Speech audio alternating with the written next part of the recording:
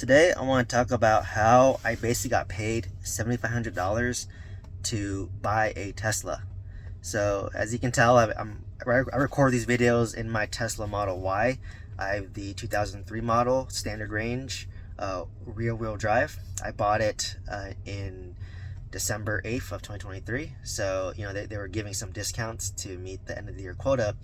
But what was kind of crazy was that I qualified for the federal tax incentive. So in order to get the federal tax rebate or tax refund, you have to make $150,000 or less either this year in 2023 or the prior year in 2022. And in 2022, I actually did make less than $150,000 because that's when I wasn't working. That's when I was out of a job, so my W-2 income was a lot lower than it is. But in 2023, now that I'm working, been working full time, I do make over $150,000, and in 2024, I'm gonna make over $150,000. So I would have not qualified. So, trick to the title was I basically qualified for the $700 tax credit, and I got 100% financing through the credit union that I've been using my whole life, right? So what's nice about Teslas is that a lot of credit unions offer 100% financing. It's around 6.5% interest rate. And the reason why I am doing 100% financing is right now I'm very cash poor. Obviously I'm not able to pull out a lot of my money that I have trapped into my assets. Like my 26 unit, I have a lot of equity in there, but I don't want to lose my 4% interest rate. My 20 unit, I did a cash out refinance already, but the interest rate's 7%, and I'm waiting for the interest rates to drop to below 5 before I pull out that one. And then for my mobile home park, I sold it, but a lot of my equity is trapped in a second lien position note. So I'm very cash poor right now. I'm building up my cash reserves right now. I'm still working full time. Whatever cash flow that I'm pulling, $10,000 a month cash flow that I'm getting, as well as the $9,000 I'm getting from my job, I'm trying to save as much of that as possible. But what time of year is it? It's property tax season, right? So I'm paying property tax on my 2 apartment complex in Oklahoma and for all my single family homes. So it's a little bit challenging to save money right now. So in early 2024, I hope to save a lot of money to build up that reserve and to pay off some obligations that I have. So, despite, having all this cash flow, I still decided to do 100% financing on my car. And, when I get the money back from one of my properties in a year or two, I'm probably just going to pay off my car loan easily, right? So I'm not really worried. But let's kind of break into it. So at 100% financing, that covers everything, right? It covers, the car was around $47,000, including the delivery fee, taxes. So the credit union 100% financed everything. So, everything was put into the loan. So I literally came out of pocket $0 when I picked up my car, right? So I bought for $47,000. There's a $3,000 discount because it was end of the year. Tesla wants to get rid of their inventory that's sitting. So it's a $3,000 discount.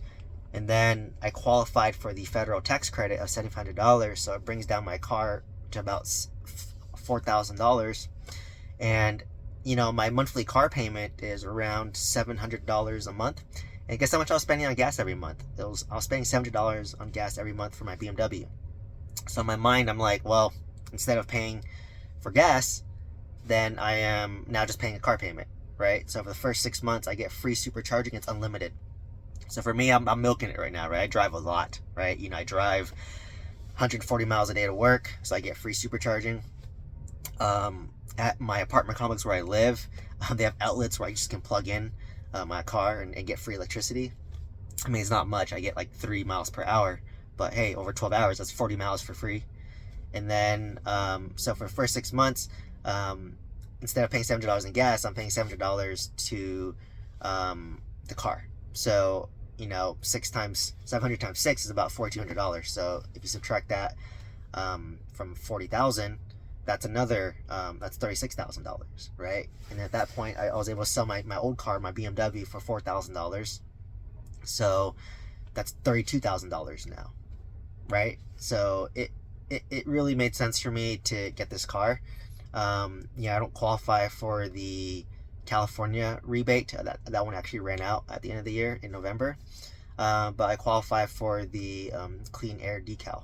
So I can, go in the carpool lane by myself. That was like $22, and that's definitely worth it in Los Angeles, right? There's so much carpool and it does make things faster, especially when I'm driving by myself.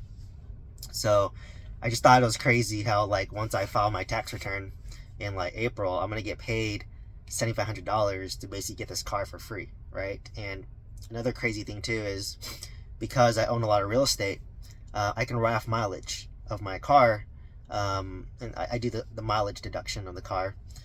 I know there's more tax advantage, like you can write off the whole vehicle, or like 10 or a larger portion of the vehicle value if it's for business purpose only. But I mostly drive this car for work. But if I do drive this car to like one of my rental properties, which I do visit, right? Like I do visit my rental properties on a monthly basis. So let's just say I'm driving like 30 miles to back and forth to one of my rental properties. So that's 60 miles that I could potentially write off. And I think in 2023, the IRS allows, they increased it around 60 cents per mile that you can deduct off of your income from real estate. So, let's just, so you can take, was it 60 miles times 0.6.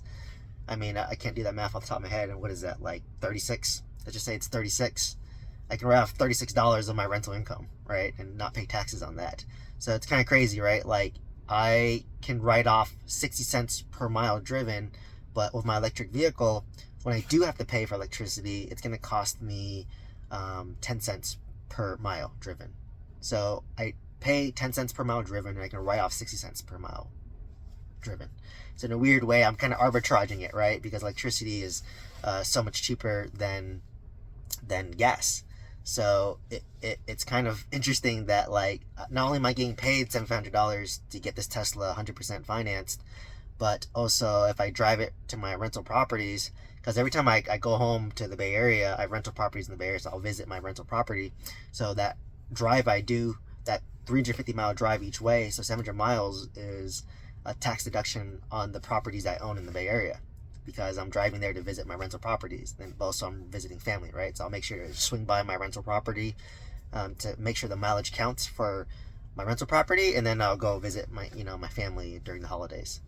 So to me, it just made sense, right? Like I tried as long as possible to not get a new car because I didn't want a car loan.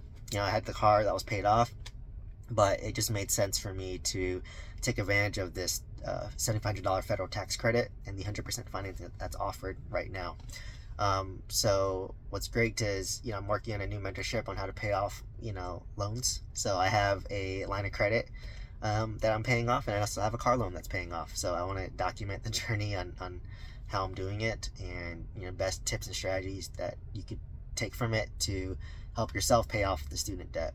So hopefully you found value from this video, and maybe it'll intrigue you in getting an electric vehicle, because it is about, I think I did the math, but it's at least 1/3 of the cost if you charge at home. If you're doing like a supercharger, maybe it's like half the cost, but it definitely adds up, right? And it's more eco-friendly. But I would say the downside is I do have to spend, like, because I drive so much every day, like 20-25 minutes a day just charging my car, because I need to charge every day. I drive a lot every day, and I don't have a charger at home. In my apartment, it's very slow. And then at work, there's a charger at work, but I have to pay for that. So for me, it's very, very worth it because it's free. Just charge, right? Like I just go to a supercharger, but eventually when I have a house and I'm documenting my house buying journey, I'm gonna charge at home, and you can charge at off-peak hours for the cheapest rate. And then when I'm at work, I just can charge at work, and my work electricity rate is actually a good rate, right? And I get better parking as well. So hopefully this considered you to consider electric car, and you might get paid, like me, $700 to get this car, right? That's crazy, right? I get paid $700 to get this car. I save on gas. I have more tax deductions. So it's great. It's a win-win all around. So hopefully you found value from this video. Hope to see you in the next one.